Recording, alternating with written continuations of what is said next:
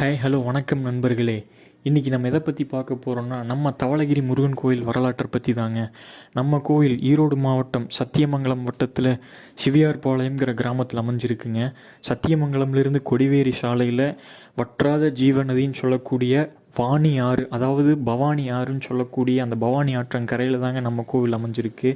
நம்ம கோவில் பார்த்திங்கன்னா, பழனியில் முருகன் எப்படி மேற்கு நோக்கி இருக்காரோ அதே போல் நம்ம முருகனும் பழனி முருகனைப் போலவே மேற்கு நோக்கி அமைஞ்சிருக்காரு. பழனி முருகன் கையில் இருக்க சுண்டு விரலில் தர்ஜினி மோதிரம் இருக்கிறது போலவே நம்ம தவளகிரி முருகன் கோவிலில் அவருடைய சுண்டு விரலை தர்ஜினி மோதிரம் இருக்கிறதாக ஒரு ஐதீகங்க.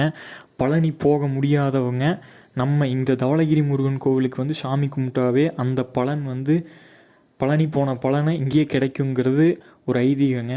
பழனியில் எப்படி சண்முக நதி பாயுதோ அதே திசையை நோக்கி தான் இங்கே பவானி ஆறும் பாயுது. நம்ம கோயிலோட வரலாறு பார்த்திங்கன்னா, முன்பொரு காலத்தில் துர்வாச முனிவர் வந்து பவானி சங்கமேஸ்வரரை தரிசனம் பண்ணிட்டு இப்போ நம்ம கோயில் அமைஞ்சிருக்கக்கூடிய இதே வழியில் ஸ்ருங்கேரி போகிறதுக்காக நடைப்பயணமாக வந்திருக்காரு.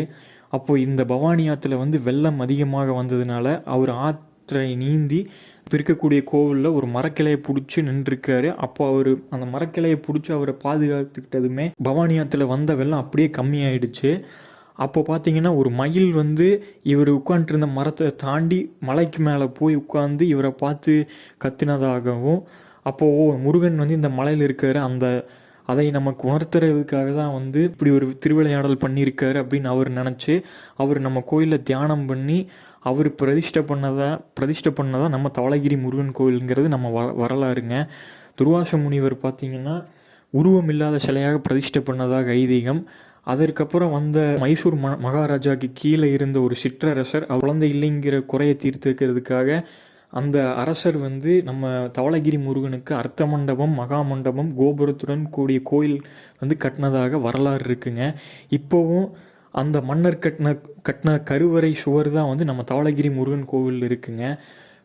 அந்த மன்னர் அதெல்லாம் கட்டி தந்ததுக்கப்புறம் ஒரு பெரும் மலை வந்து நெருப்பு இடி இறங்கி நம்ம தவளகிரி முருகனுடைய கோயில் அப்போ இருந்த கோபுரம் வந்து இடிஞ்சு விழுந்து அந்த சிலை வந்து உடஞ்சதாகவும், அதுக்கப்புறம் இந்த திருப்பணி கமிட்டியினர் வந்துட்டு பழனிக்கு போய் மேற்கு நோக்கிய நம்ம கோயிலில் மேற்கு நோக்கிய சாமி இருக்குன்னு அங்கே பார்த்து வடிவமைச்சதாக அந்த சிலைங்கிறது ஒரு ஐதீகம் இருக்குங்க.